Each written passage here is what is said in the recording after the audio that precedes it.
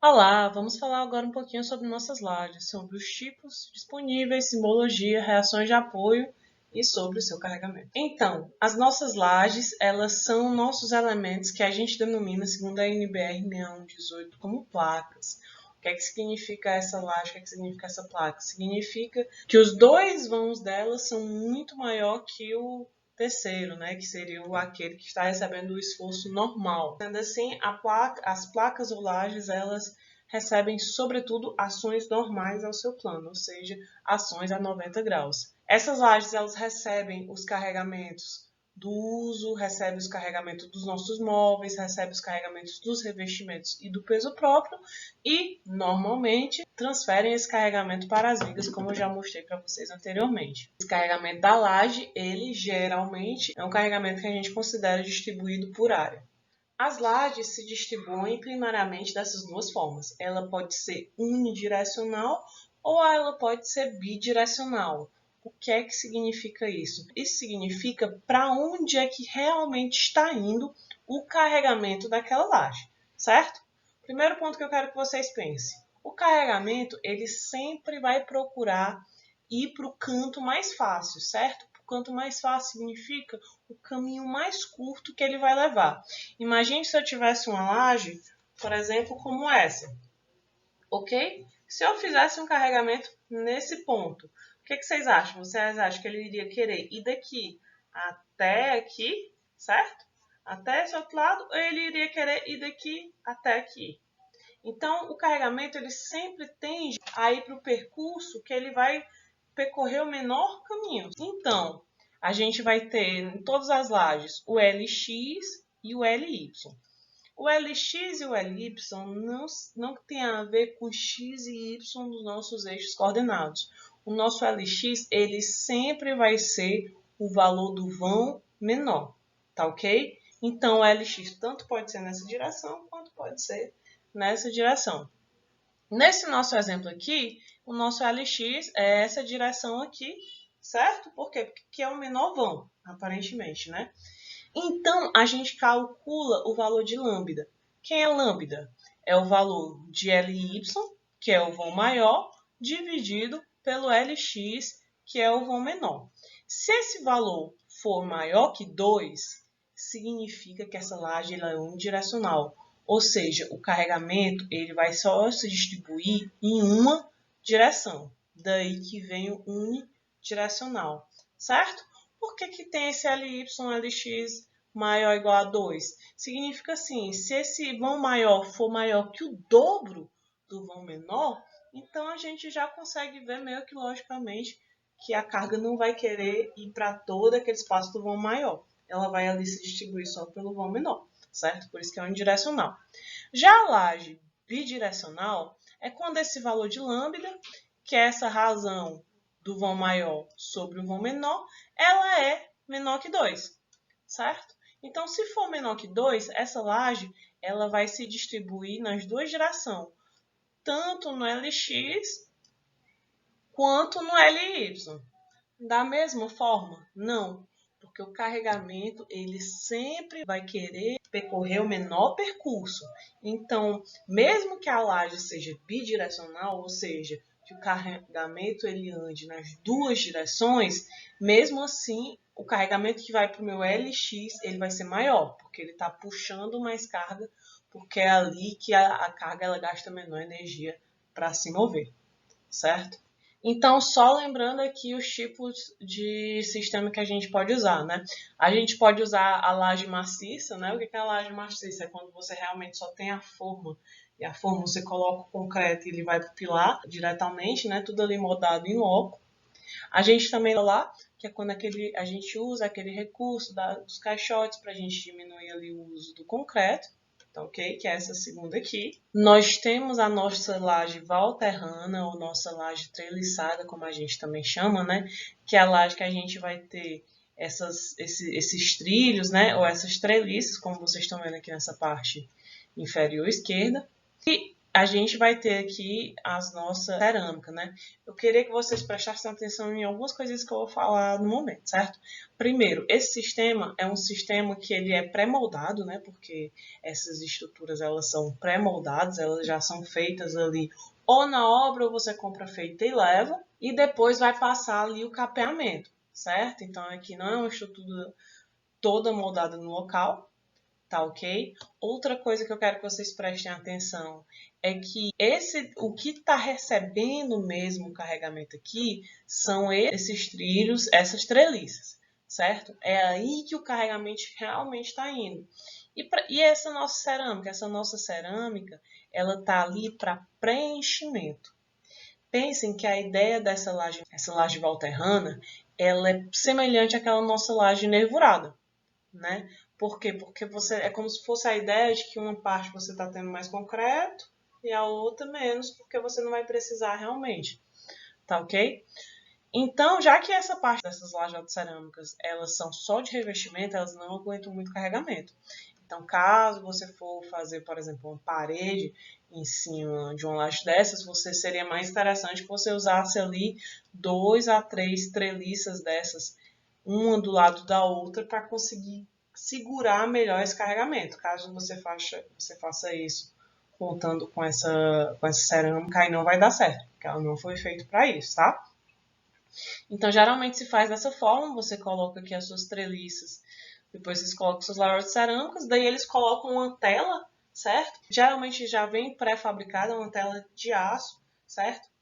Com uma bitola mais fina, e ela serve para fazer com que a estrutura, que é uma estrutura que é meio como se fosse um Lego, né, transportada aos poucos, que ela trabalhe como uma só, né? Então, se a gente só colocasse concreto aqui, você consegue imaginar como seria difícil que ela funcionasse como uma coisa só. Mas no momento que você passa uma tela aqui por toda essa região e concreta depois, você está fazendo com que seja criado ali um melhor funcionamento em conjunto desse tipo de laje.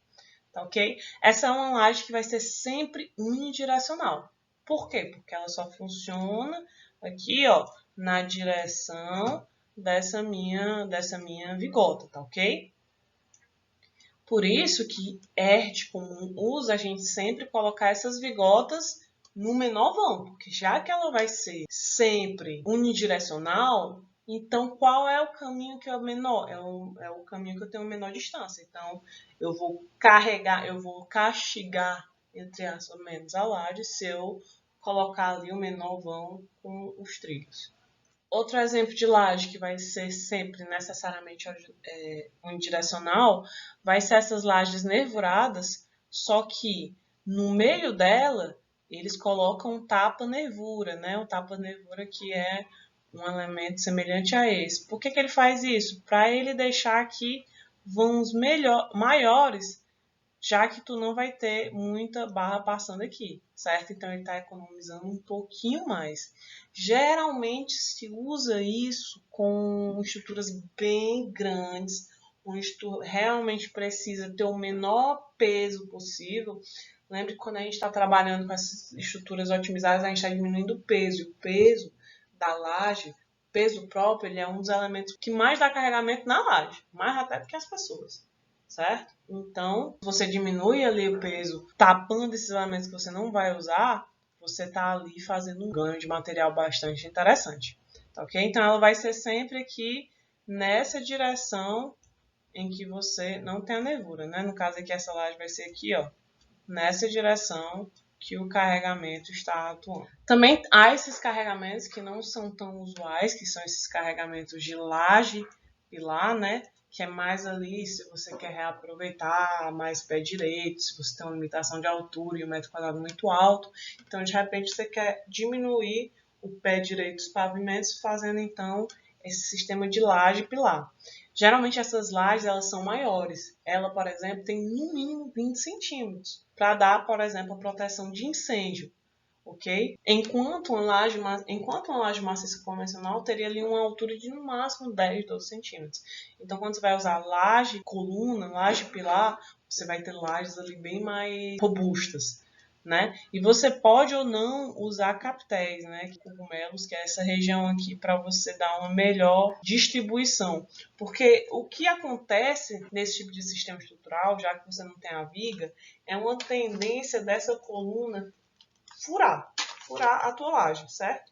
Essa é a tendência, porque você tem um carregamento grande acontecendo em um espaço pequeno. Tá ok? Então, nesses pontos em que você vai ter esses carregamentos concentrados, que é esse contato da laje com o pilar, aí eles são feitos todo um dimensionamento especial para evitar esse fenômeno que a gente chama de punção, certo? E tudo calculado geralmente para contar com isso. Pode-se usar também esse sistema de laje, somente laje pilar, sem viga, com o uso dessas vigas faixas, né? Essas vigas faixas aí, elas servem para, em determinadas regiões, você ter uma rigidez maior causada pela armação, certo? Também é geralmente onde você trabalha ali tanto com a armação mais forte ali que segura o cisalhamento de uma forma mais eficiente, quanto também com proteção, né? Já que você não quer que a sua estrutura ela venha a deformar da forma inadequada, então você pode nessas faixas aplicar proteções para melhorar essa questão do deslocamento do teu piso, certo? E também as lajes pré-moldadas, né? As lajes pré-fabricadas ali com concreto pré-moldado, que a gente usa tanto essas lajes alveolares, que são retângulos longos com bolinhas dentro, que é o tipo, por exemplo, que a TIA em Fortaleza usa bastante, somente quando você quer ali altos vãos, quando você quer uma obra mais rápida e tudo com um bom controle de qualidade, você usa bastante.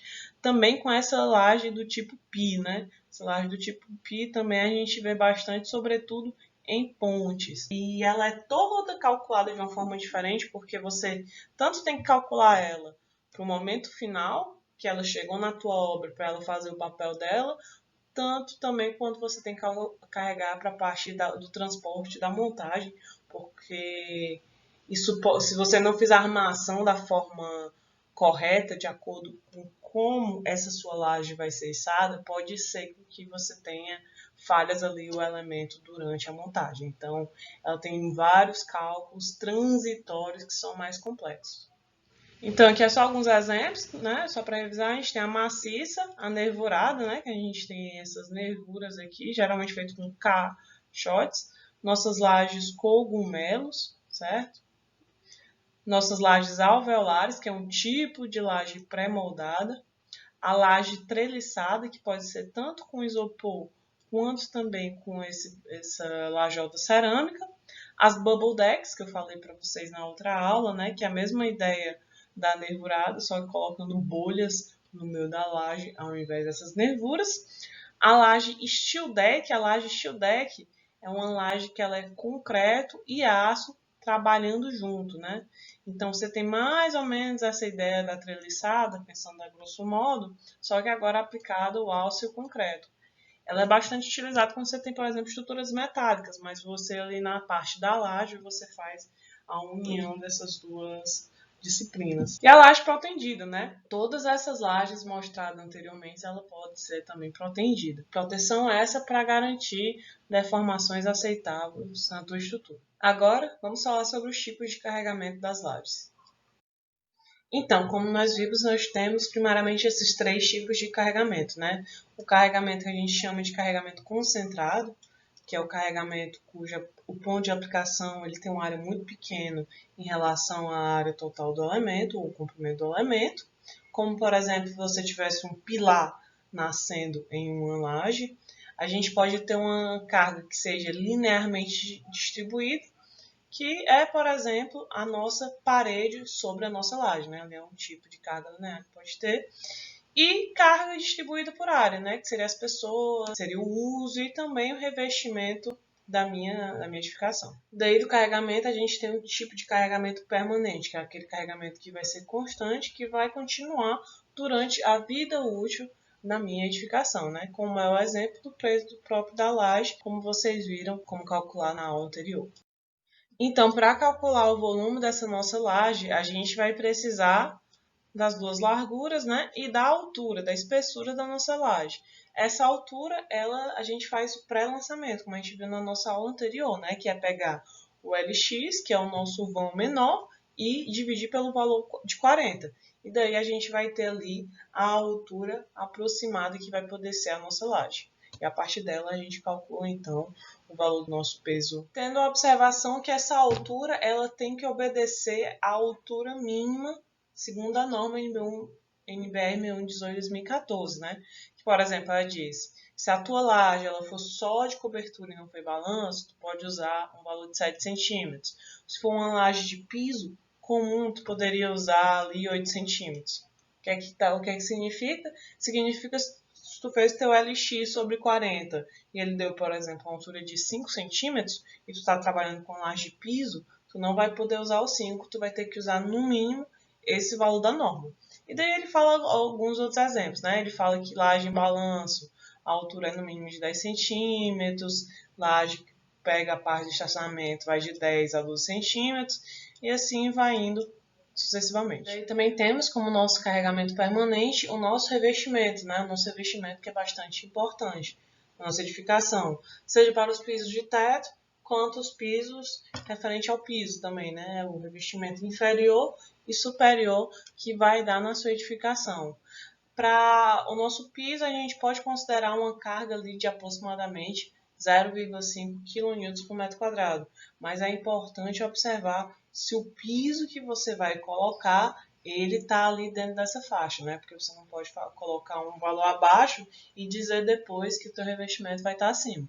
Você tem que passar o seu tempo para fazer uma análise com a sua arquitetura para ver se o revestimento que ela está pedindo, que você está colocando, eles estão ali equivalentes, né? Como vocês lembram, lá embaixo na ponta de forma você vai dizer qual é o valor máximo do peso do revestimento, que é uma informação importante. Então tem que estar tudo alinhado, arquitetura, estrutura e as pontas de forma.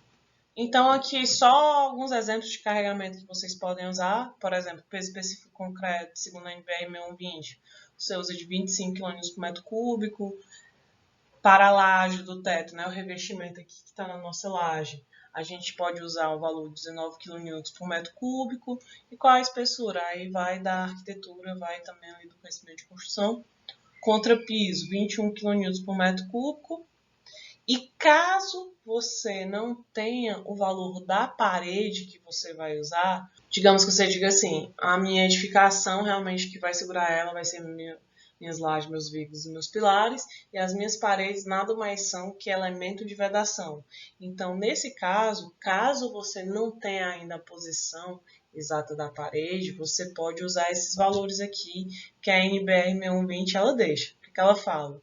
Olha, se o peso próprio da tua parede acabada for aproximadamente 1 kN por metro, então tu pode usar ali uma carga adicional de 0,5 kN por metro quadrado. Então ele está dizendo, se tua parede for uma parede ali, uma parede de gesso, por exemplo, fazendo uma suposição, não calculei. Se for uma parede de gesso, uma parede fina, se for uma parede que não tem muito carregamento, você diz que tem 0,5 kN por metro quadrado, e daí tu já está englobando essa possibilidade nela, né? Mas aí tu pode ter paredes mais pesadas, né? Parede ali com muito revestimento cerâmico e tudo. E de acordo com o peso linear dessa parede que você espera que ela tenha, você pode fazer esses acréscimos adicionais. Mas se você souber exatamente do peso da sua parede, o que é que você vai fazer? Você tem ali a sua arquitetura, então você já sabe quanto sua parede vai ser, então você pode pegar esse carregamento da parede, calcular ele como carga pontual e depois distribuir como carregamento por área, certo? A mesma ideia do revestimento, só que agora a parede está passando pela laje, então você vai pegar todo esse carregamento e distribuir por área. A lógica é a mesma, é só a gente realmente entender como é que funciona. Aqui eu estou deixando esses outros valores para vocês terem alguma ideia e poderem se basear nos projetos de vocês, né? Concreto armado que a gente viu, concreto simples, tijolo furado, tijolo maciço, olha a diferença da carga, né? Furado 13 kN por metro cúbico, maciço 18, né? Então por isso que tem aquela questão da variação do peso linear. Enchimento de lajes rebaixadas, forro de madeira, enfim, aqui tem alguns outros carregamentos que vocês podem usar para se basear no projeto de vocês.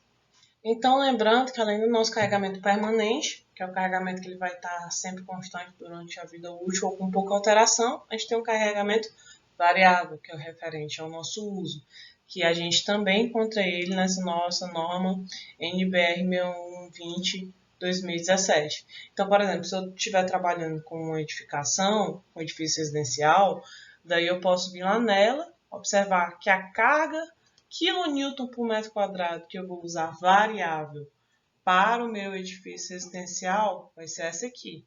1,5 kN por metro quadrado para dormitório.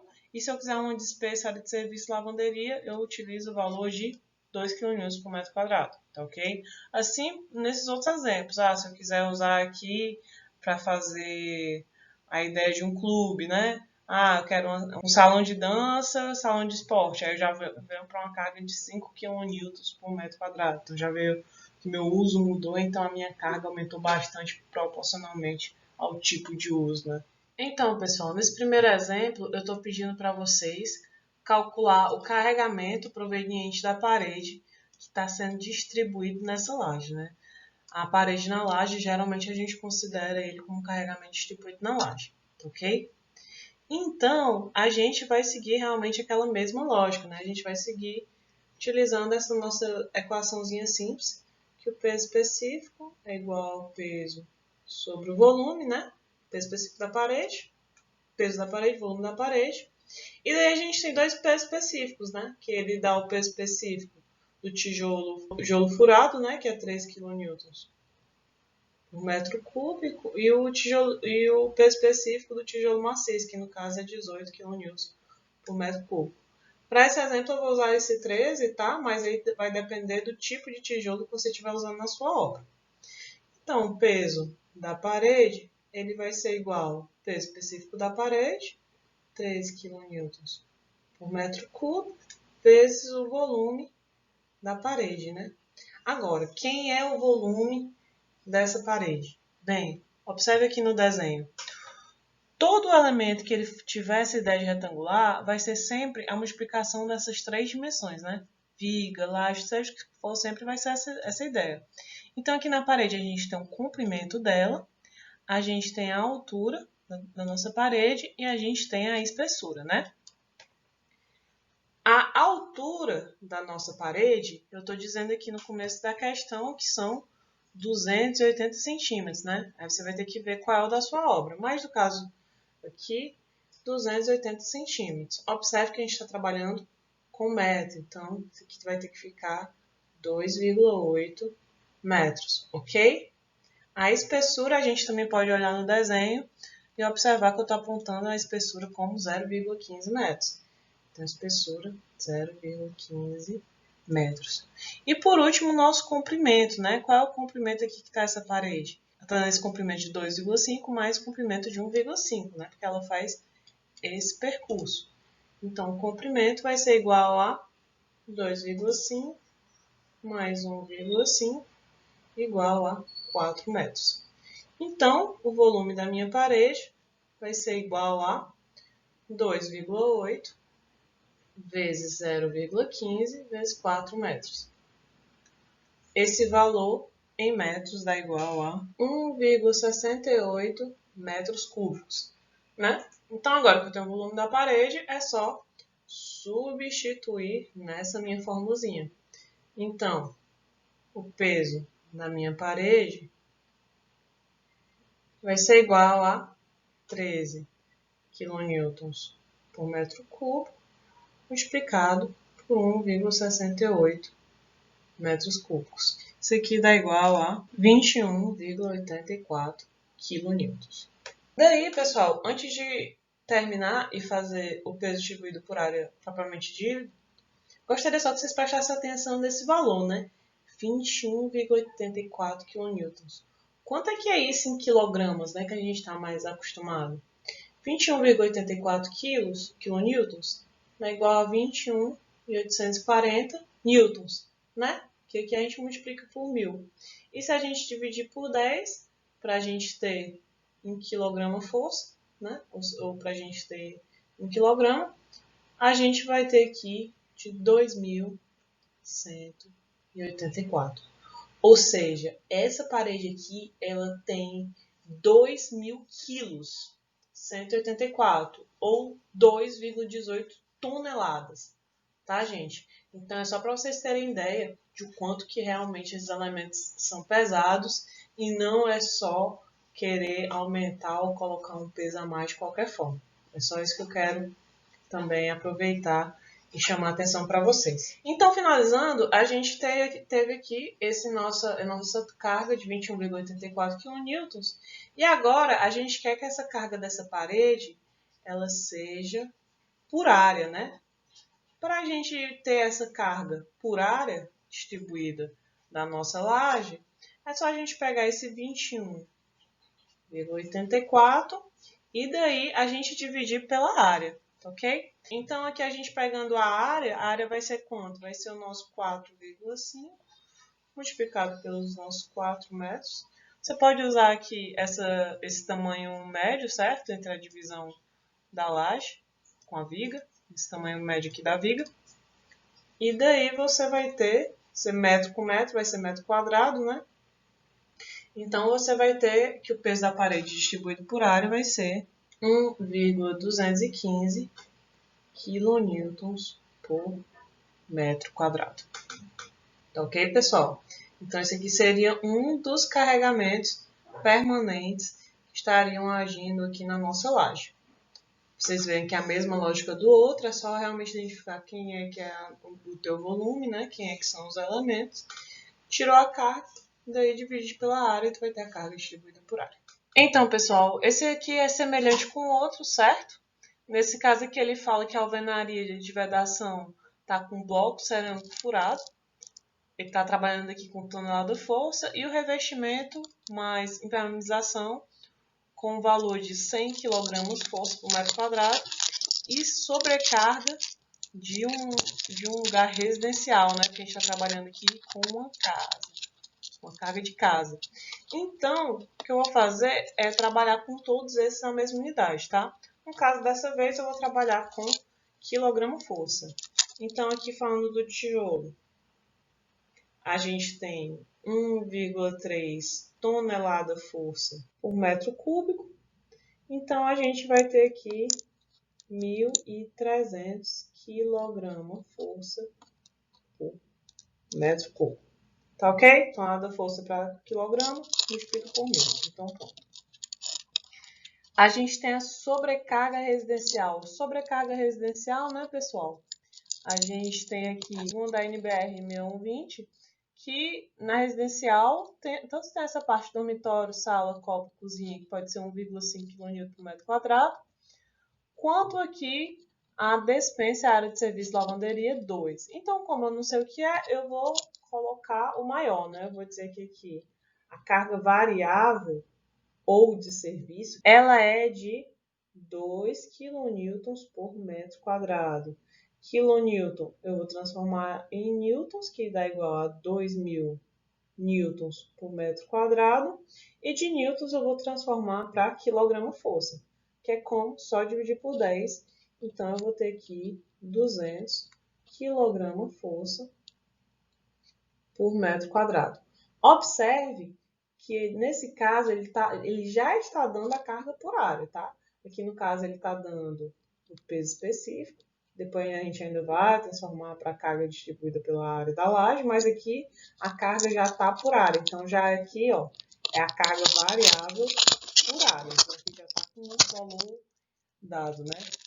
E também, ele fala que o revestimento mais impermeabilização, ele dá o valor aqui de 100 kg força por metro quadrado. Mais uma vez, já dá a carga distribuída por área, certo? Então, é sempre importante você prestar atenção nas unidades que as normas e que as suas fontes bibliográficas estão trabalhando, para tu já saber, porque só de ser metro quadrado eu sei que é área, só de ser metro cúbico eu sei que é volume.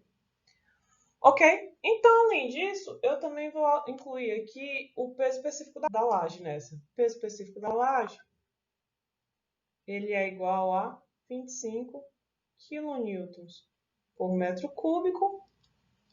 Transformando isso aqui para newtons, fica 25.000 newtons por metro cúbico. Transformando para quilograma-força, a gente tem aqui, ó, 2.500 quilogramas-força por metro cúbico. Tá ok? Então, nesse nosso caso, nós já temos aqui os carregamentos que a gente vai trabalhar com a unidade que a gente quer, né? Que é o peso específico da minha laje, aqui já o carregamento por área do meu revestimento e permeabilização, aqui o carregamento da minha carga variável e aqui o carregamento do meu tijolo. Então pronto, gente, uma vez que a gente colocou todos os carregamentos da unidade que a gente quer, agora a gente vai separar quem é carga permanente e quem é carga variável. Vocês vão ver na próxima aula que vai existir uma diferençazinha quando a gente for lidar com quem é permanente e com quem é variável. Então, quem é que vai ser permanente aqui no nosso caso?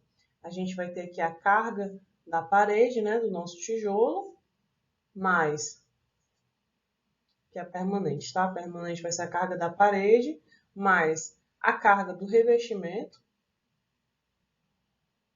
mais a carga devido ao peso próprio, né? E a carga variável, ela já está aqui, né? Ó, carga variável vai ser igual a 200 kg força por metro quadrado. Ela já está aqui a carga e distribuído por área. Certo? Então, vamos aqui calcular esses três carregamentos, né? Lembrando que para calcular esses três, a gente sempre vai usar essa mesma lógica aqui. A gente vai calcular a carga pela lógica do peso específico igual ao peso sobre volume. Logo, o peso vai ser o peso específico sobre volume.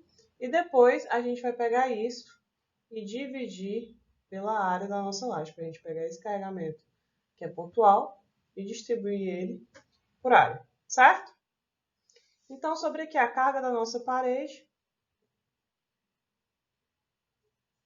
a gente vai ter que o peso vai ser igual ao peso específico da parede, que é 1.300 kg-força por metro cúbico, multiplicado pelo volume da parede. O volume da parede desse vai ser dado por o comprimento, 2,5 mais 1,5 igual a 4, vezes 0,15, vezes a altura do pé direito de 2,8. Então, aqui a gente tem o volume de 1,68 metros cúbicos, certo? Então, multiplicando aqui, cortei metro por metro, eu vou ter aqui a carga em quilograma-força de 2.184 kg-força, certo? Essa carga é a carga total da parede, só que eu quero ela por área, né? Então, eu vou dividir aqui pela área. A área da minha laje vai ser igual a 4,5 vezes 4, 18 metros quadrados. Então, eu vou dividir aqui por 18 metros quadrados e vou ter que a carga da parede vai ser igual a 2.184 dividido por 18 igual a 121,3 kg-força por metro quadrado. Tiramos aqui o da nossa parede. O do revestimento, ele já está calculado, né? O do revestimento, ele já está dado aqui, ó, 100 kg-força por metro quadrado. A questão já dá ele no valor que ele é. Então, revestimento, carga do revestimento é igual a 100 kg-força por metro quadrado. Ok? E por último, falta só a nossa carga referente ao nosso peso próprio, né? A carga devido ao peso próprio vai ser o peso específico do concreto, né? Vezes o volume da minha laje. Certo? Nesse caso aqui, ele não dá qual é a altura da laje, mas eu vou usar aqui a nossa formulazinha do pré-dimensionamento, né? A gente tem aqui uma laje de 4,4,5 metros. Eu tenho que a altura da minha laje vai ser 4 dividido por 40, né? O LX sobre 40 igual a 0,1 metro. Então, esse aqui vai ser a altura da minha laje, tá? Essa aqui é a formulazinha de pré-dimensionamento. Então, para achar o volume da laje, é só eu fazer 4,5 vezes 4, multiplicado, então, por 0,1. Daí eu vou ter o valor de 1,8 metro cúbico. O peso vai ser igual a... Tinha visto que o peso específico concreto é 2.500 kg por metro cúbico. Então, fica 2.500 kg por metro cúbico vezes 1,8 metro cúbico. Então, aqui eu já vou ter o valor de, cortei metro cúbico com metro cúbico, 4.500 kg força. Isso aqui, 4.500 kg força dividindo por, perdão, aqui me enganei, 18 metros quadrados, eu vou ter então um carregamento de 250 kg força por metro quadrado, certo?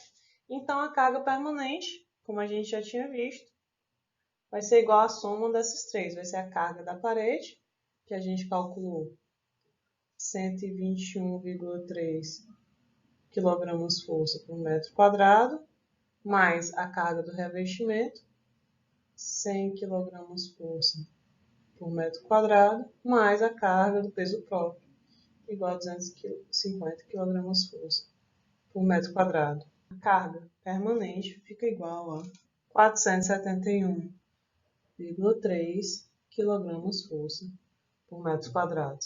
Ou seja, o que é que está me dizendo? Significa que a cada 1 metro quadrado da minha laje, eu vou ter uma carga nele de 471 kg força, ou seja, 471 quilos, certo? Então, esse é o carregamento dessa nossa laje. Vamos agora falar sobre os tipos de apoio diferentes que a gente pode ter quando a gente está trabalhando com lajes. Então, pessoal, esses aqui são os 3 tipos de apoio que a gente pode trabalhar quando a gente está trabalhando com as lajes, certo? Os apoios mais utilizados. Ele pode ser o apoio com a borda livre, que ele é representado por essa linha tracejada. Se a gente parar para olhar esse desenho, se você quiser até para pausar o vídeo e pensar mais ou menos que tipo de apoio seria esse da borda livre, qual seria essa da borda simplesmente apoiada e qual seria o da borda engastada, certo? Se quiser parar aqui um pouquinho o vídeo e pensar por si mesmo antes de eu dar a resposta. Então, os apoios de borda livre é como se fosse realmente os vãos livres, né? O que não tem nenhum apoio. Nesse caso aqui, a gente tem tanto esse daqui, desse lado, quanto o dessa parte superior, quanto dessa. Esses aqui seriam nossas bordas livres, porque ela está liberta de qualquer tipo de apoio, certo? Outro seria esse daqui, também esse daqui, quanto também esse daqui, certo? Sendo essas partes amarelas, como vocês estão vendo, as lajes, essas azuis as nossas vigas, as brancas os pilares e os vermelhos a nossa fundação. Então, quando a gente pensa em borda livre, fica até tranquilo a gente entender, né? Borda livre é a borda que não tem apoio. Mas para diferenciar essa borda simplesmente apoiada dessa borda engastada, não é mais tão simples. Por quê? Porque daí você precisa entender também como a estrutura está funcionando de um todo, certo? A gente não pode entender como se a gente não deve entender como se essa laje estivesse separada dessa, essa estivesse separada dessa. Então é interessante que a gente entenda a estrutura como uma coisa só, fazendo com que o comportamento de uma acabe influenciando as outras. Ok? Lembrando de quando a gente estava trabalhando lá com os vigas, não sei se tem nas resistências materiais, a gente sabia que a gente tinha que ter pelo menos três apoios, né? A gente tem que ter ali as nossas restrições de movimento têm que ser pelo menos 3 ali, que vai ser o nosso horizontal, vertical e o nosso engaste. Lembrando que engaste é aquele que está segurando o momento. Toda vez que eu falo de engaste, eu estou falando de segurar o momento, essa tendência de rotação. Eu também estou falando de transferência de momento de uma laje para outra, certo? Essa lajezinha aqui, a gente pode imaginar que ela tem que estar engastada.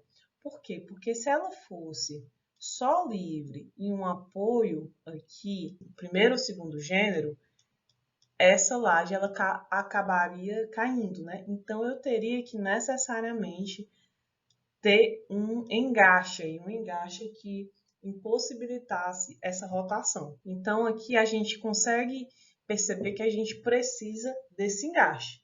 Aí vem a pergunta: esse engaste, quem é que está engastando essa laje? Quem é que está impedindo essa rotação? É a minha viga ou é a minha outra laje? Certo? Porque esse engaste tanto pode acontecer com a viga, engastando a laje, quanto pode acontecer também com a outra laje subsequente, engastando essa laje. Então, isso aí quem vai decidir é você durante a sua armação. Como essa laje aqui ela é muito maior do que essa, eu posso considerar que essa está engastando nessa laje, certo? Então, eu posso considerar ela como tracejado nesses 3 pontos, certo? E nesse aqui, ela estando engastada. Vocês estão conseguindo enxergar mais ou menos o que eu estou falando? E quando a gente fala dessa segunda aqui, a gente vê que ela está com o bordo livre nesses 3 lados, e aqui parte dela está em contato com essa laje, parte está em contato somente com a viga. Então, está acontecendo aqui o que eu falei. Nessa posição aqui, o engaste da laje ele tem que acontecer na viga. Esse engaste, a gente está falando de armadura, é a armadura do elemento estrutural que faz essa transferência de esforços, certo? Então, teria que ser feita ali um transporte, uma armação de tal forma que conseguisse passar esse momento. E nesse ponto aqui, eu posso escolher se quem gasta essa minha laje aqui vai ser essa viga ou esta laje. Já quando a gente está falando dessa laje do meio, eu não tenho por que fazer o engaste dela com as minhas vigas, certo? É melhor que ela esteja simplesmente apoiada. Por quê? Porque quando a gente está falando do engaste, a gente tem que lembrar que a gente acaba falando ali de um momento negativo, né? Quando a gente está falando de engaste, se vocês lembrarem aqui nos nossos diagramas, a gente está falando de um momento negativo, ou seja, a tua barra está fletindo em cima.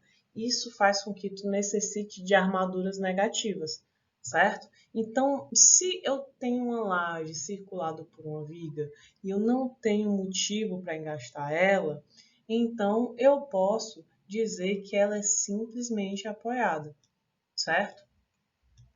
Essas questões, gente, de como estão apoiados, muda diretamente as nossas armações, ok? Se a minha viga está só apoiada daqui para cá, olha como é que vai ficar o meu momento em relação a ela. Ela vai estar fletindo principalmente nessa área de baixo. Então, eu posso colocar uma armadura ali mais forte embaixo.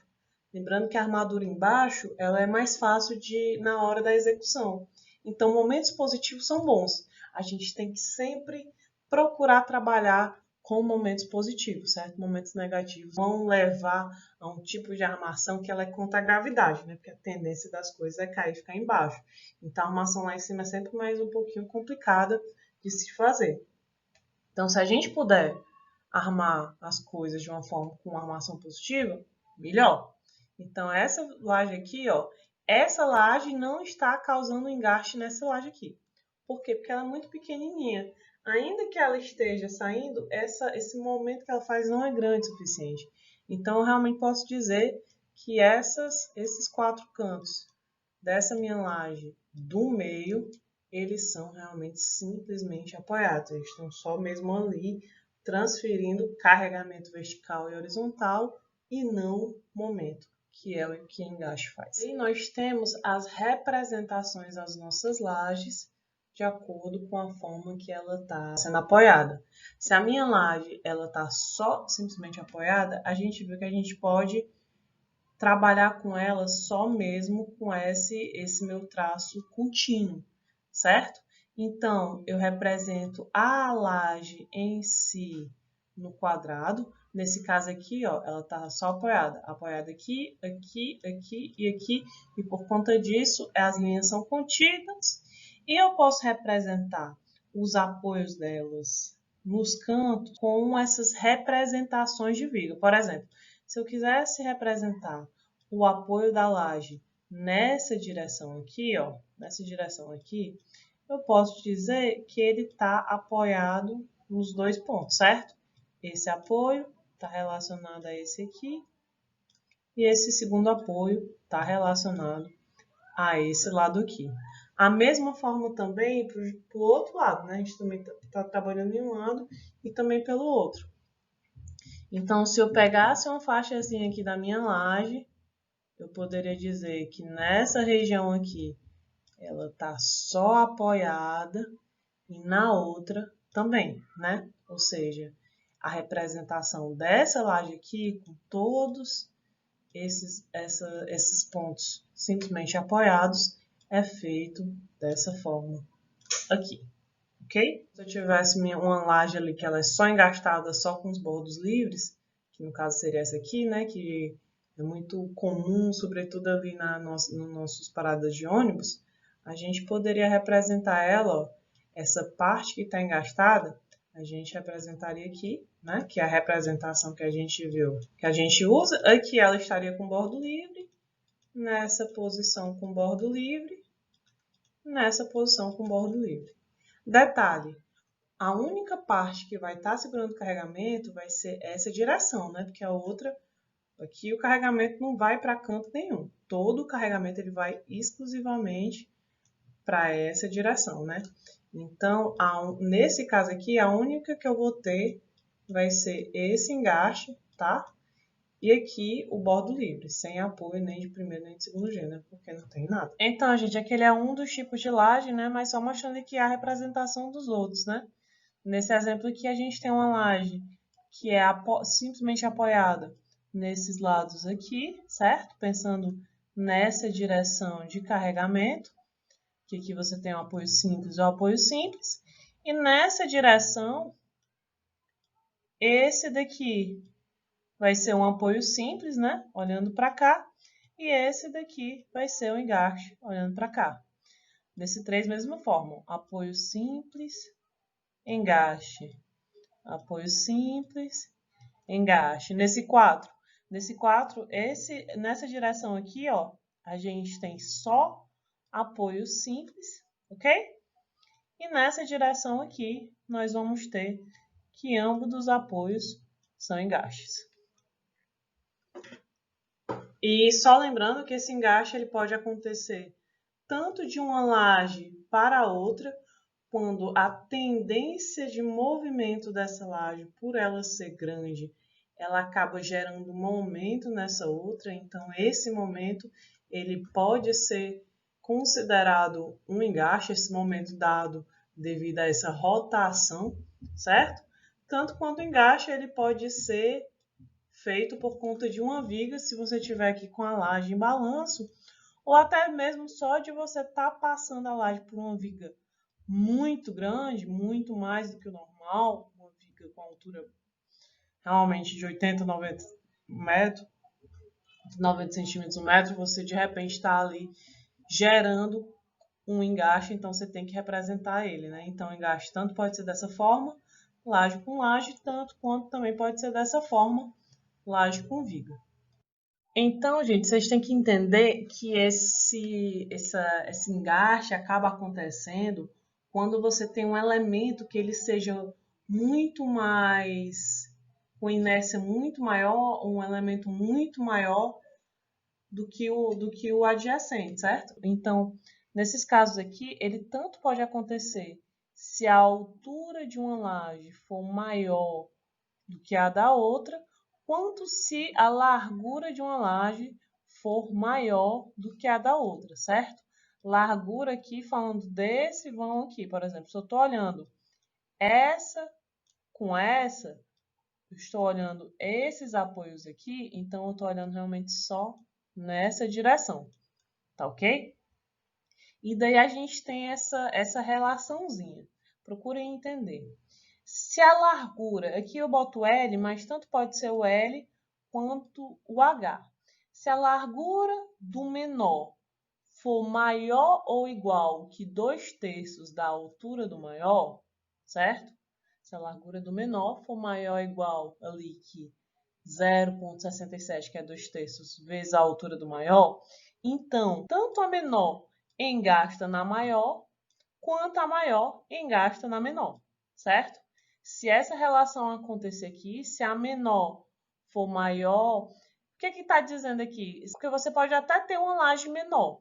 A laje menor, ela sempre vai engastar na maior, mas nem sempre a maior vai engastar na menor, certo? Nem sempre. Porque se você tiver um vão que for muito maior do que o outro, a menor engasta, mas a maior não engasta, que é justamente o que ele diz aqui, ó. Se a largura da menor for menor que 2/3 da largura da maior, tratando aqui sempre da mesma direção, se eu estou falando aqui dessa posição, eu estou falando dessa, se essa aqui menor for menor que 2/3 dessa aqui da maior, então a menor engasta na maior, mas a maior não engasta da menor, certo? Vou fazer aqui uns exemplos, vocês vão conseguir entender um pouquinho melhor. Ok, gente? Vamos pensar nessas lajes aqui. Vamos fingir que a gente está trabalhando nessa casa de vocês, tá? A gente quer saber quem engasta em quem. Combinado? Então, o primeiro ponto. A laje menor, ela sempre vai engastar na maior, certo? Veja que quando eu estou olhando aqui, ó, eu estou comparando essa distância com essa, ó, essa com essa. Então, esse aqui vai ser o menor, esse aqui vai ser o menor, e esse aqui vai ser o maior, ok? Então, a menor sempre engasta na maior. A minha pergunta é, a maior vai engastar na menor? Não sei. Vai depender dessa nossa relaçãozinha que eu falei para vocês. Se eu quiser olhar, por exemplo, a L2, eu tenho que olhar esse tamanho da L2 comparado com esse daqui, certo? Para ver essa posição. Eu tenho que comparar esse tamanho da L2 com esse da L3 para visualizar essa direção. E eu tenho que visualizar esse da L2 com esse da L6 para visualizar nessa direção. Ok, gente? Então, vamos fazer esses aqui com calma para mostrar para vocês. Então, pegando aqui esse exemplo, a gente vai querer saber quais são os que estão apoiados e quais são os que estão engastados. Ok? Para isso, a gente vai calcular o nosso lambda. Quem é o nosso lambda? Ele é daquela razãozinha que a gente viu, né? Se o vão menor sobre o vão maior for maior ou igual a 2/3, então as duas engastam.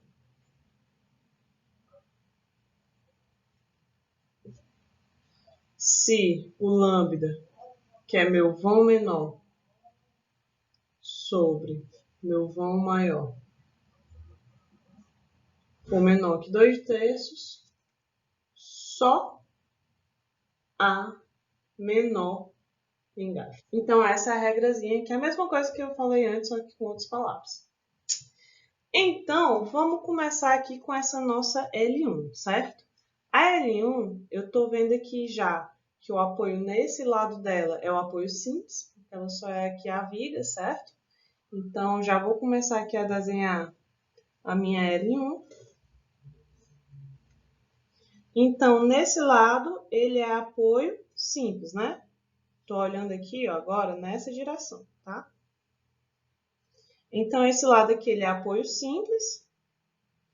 E esse outro, ele pode ser apoiado ou pode ser engastado, né? O que é que o lambda diz? Se o menor sobre o maior for maior ou igual a 2/3, as duas engastam. Então, ó, esse aqui, qual é o valor desse vão? É 4. E nessa direção ela pode engastar ou não nessa laje, né? Qual é o tamanho desse? É 4. 4 sobre 4 é igual a 1, né? Ou seja, é maior ou igual a 2/3. Ou seja, ambas engastam. Ok? E nessa direção aqui, ó, nessa direção, aqui eu vou ter o apoio simples, porque eu tenho só a minha viga, tá? E nesse outro eu posso engastar ou não com essa laje, certo? A questão aqui é esse movimento. Então é com essa laje, com essa distância aqui de 2,7 com 3 que eu estou comparando, certo? Então, é o vão menor, 2,7, dividido pelo vão maior. 2,7 dividido por 3 é igual a 0,9. 0,9 ela é maior ou igual a 2/3, né? Por que é 2/3 na verdade? 2/3 é igual a 0,67. Então, 0,9 é maior que 0,67. Logo, essa daqui ela vai engastar, tá? Então, essa aqui vai ser a representação da minha L1. Apoio, engaste, apoio, engaste. Vamos ver agora essa nossa L2. Tá? A L2 está fazendo fronteira com esse lado e olhando aqui nessa direção com a nossa L6. Então, vamos ver aqui a L2 com a L1, tá? A gente está vendo aqui, ó, esse apoio. Então, a minha L2, né? Então, olhando aqui nessa direção, a gente já viu, ó, que o lambda vai ser 4 sobre 4 igual a 1, que é maior ou igual a 2/3. Então, ela vai engastar. Essa minha laje L2 vai engastar nessa minha L1, assim como a L1 vai se engastar na L2, tá? No caso aqui, porque as duas são o mesmo tamanho. E a gente viu que 4 sobre 4 vai dar igual a 1, ok? Agora, eu quero ver aqui, ó, se a L2 vai engastar com a L3, né? Eu tenho aqui, ó, 4 e nessa direção eu tenho essa distância aqui de 2,7, tá ok? Então, eu quero ver esse apoio, que é esse apoio aqui, tá? Dessa fronteira entre L2 e L3. Então, fica vão menor, 2,7, dividido pelo vão maior, né? Maior, que é 4. 2,7 dividido por 4 dá igual a 0,675. Esse valor é maior ou igual a 2/3. Então, a L2 também vai engastar com a L3. Tá? Então, eu vou ter engaste tanto nesse lado, quanto também nesse meu outro lado. Nesse ponto aqui, eu já estou vendo que eu vou ter um apoio simples, certo? Porque aqui eu tenho só o contato mesmo com a viga. Nesse caso, eu não quero que engaste, a viga aqui não vai ser, digamos que, com tamanhos fora do padrão. E nesse lado aqui, eu olho esse tamanho do L6, né? Com esse tamanho da L2, tá? Mas a gente já viu que 2 sobre 7 a gente já tinha feito, né? A gente viu que 2 sobre 7 dá 0,9, que é maior ou igual a 2/3. Então, a gente já está vendo que aqui ela vai engastar, né? Então, essa aqui vai ser a forma de apoio da minha L2. Essa engaste, engaste, engaste e apoio. Observem que não é difícil, é realmente só fazer essa relação entre os lados que estão adjacentes, tá? Chegando aqui na minha L3, a minha L3, ela faz fronteira com a L2, faz fronteira com a L4 e faz fronteira com a L7. Tá ok? Aqui, ó, a gente tem que esse vão aqui é 2,7 e esse 4. A menor sempre engasta na maior. Então, aqui eu nem preciso perder meu tempo fazendo conta. 2,74, engaste. Já estou vendo que é engaste, porque o movimento dessa vai gerar aqui, consequentemente, um movimento, um momento, ou seja, um engaste que é de 3. Então, aqui eu tenho engaste nesta posição. E nessa outra, eu posso ou não, né? Aqui o vão menor, no caso, é o L4. Então, eu vou fazer aqui, ó, 1,5 sobre 2,7. 1,5 dividido por 2,7 dá igual a 0,55. Então, ó, o vão menor sobre o vão maior deu menor que 2/3. Se deu menor que 2/3, isso significa que a maior não engasta na menor. Se não engasta, então é só apoio simples, tá? Então, é só isso, gente. É só essa verificação. Olhei aqui, ó. Essa aqui ela vai engastar nessa porque essa é maior. A maior pode ou não engastar na menor. Como é que eu sei? Fazendo menor sobre o maior. Deu menor que 2/3, então é só apoio, tá? Olhando já agora, ó, aqui eu sei que ela é só apoio, ela está só com a viga. E olhando para esse ponto aqui, ó, eu tenho esse aqui de 1,6 e esse aqui de 4,1. A menor sempre engasta na maior. Então, eu sei que aqui eu vou ter dessa forma. Apoio, engaste, tá? E a L4 ainda é mais simples.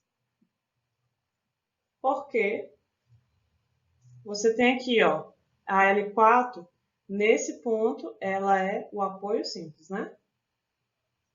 E nesse ponto aqui, nesse ponto, o que está do lado dela é maior. Então, a menor sempre engasta na maior, né?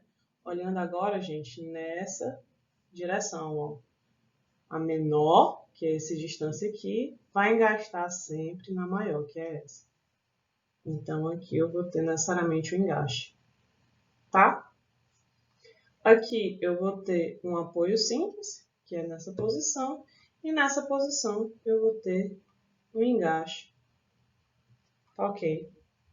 Porque a menor engasta na maior.